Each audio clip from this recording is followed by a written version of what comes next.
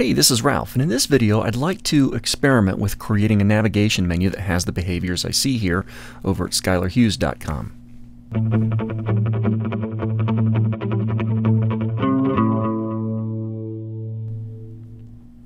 Okay, so Skylar Hughes, he's a former student and a local photographer here in Bend, Oregon.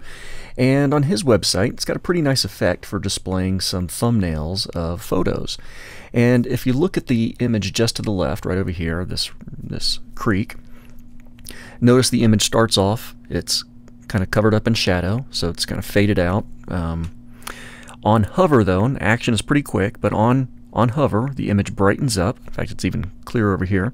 Image brightens up, and then we have two labels come in, and notice the labels fly in at slightly different intervals. So the second label is a little bit delayed from the first. So I'd like us to be able to reproduce this without having to rely on jQuery or a WordPress theme feature or anything like that. And I want to take a different approach with this one. So what I want you to imagine here is a large anchor tag. Imagine like a rectangular, transparent anchor tag, and it's on top of several layers. It's on top, certainly, of the photo, of the image.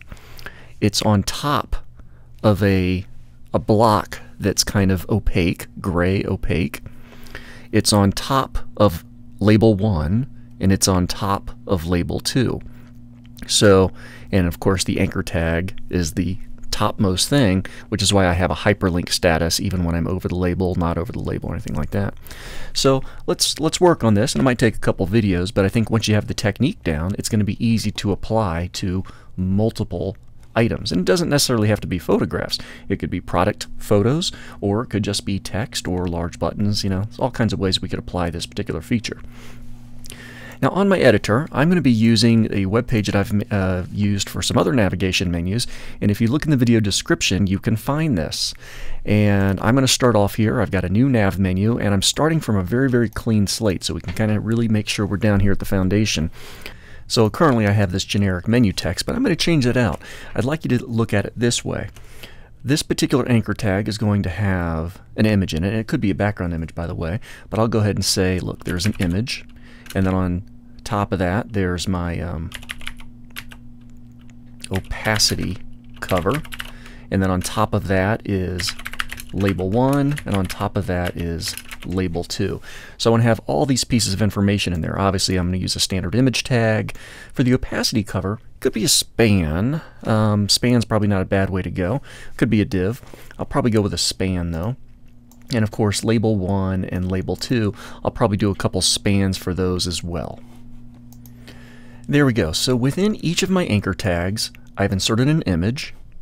I've got an empty span, which I'm classifying as my filter. That's going to be my gray opaque cover. And then I've got my label 1 classified as label 1, and I've got label 2 classified as label 2. So I'm using several span tags, but I am giving them all classes so I can know about them. And each list item, whether you're doing 3 or 30, they're all going to have the same styling, the same effect, same visual. My anchor tag is on the outside of all of these.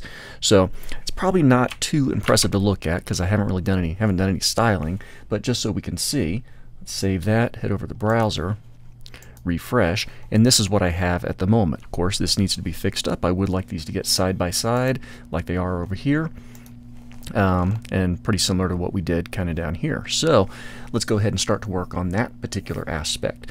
This is all going to be in the styling side of things. So this is under my nav 4. Jump over to the CSS. So nav 4, let's take it from the top with list items. Let's see, my list items, I'm going to go ahead and set their width to, got the width in there, and I'm going to float these to the left. That's going to get them side by side.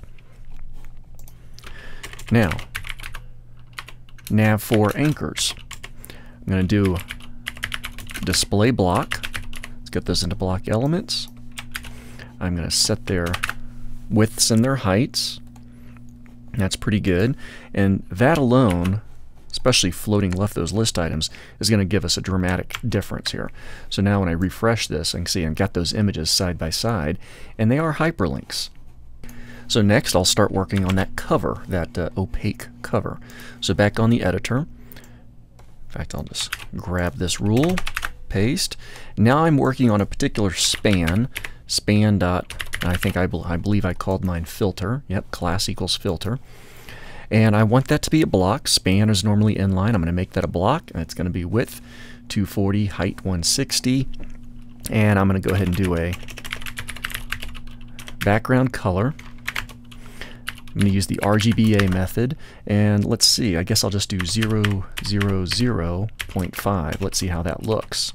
Go ahead and save that, browser refresh. And it's actually off to the side down here. You can just barely see it. And part of this is I need to do that positioning. So one of the things my list items definitely need to be is position relative. And then I'm going to be positioning a lot of stuff on top of that. So for instance, my filters, that'll be position absolute. And I can simply do top 0px and left 0px. And since my filter, my opaque cover, is the same size as the list items and the anchors, it'll be right on top.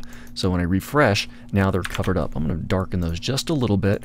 By taking this 0.5 closer to 0, it's going to get darker. Oops, I'm sorry, I gave you the wrong number. I'm going to go the opposite way. As I get closer to 1, it gets more solid. So now we've got that cover on there. I'm going to pause here, and in the next video we'll pick this up and we'll focus on getting those labels on hover.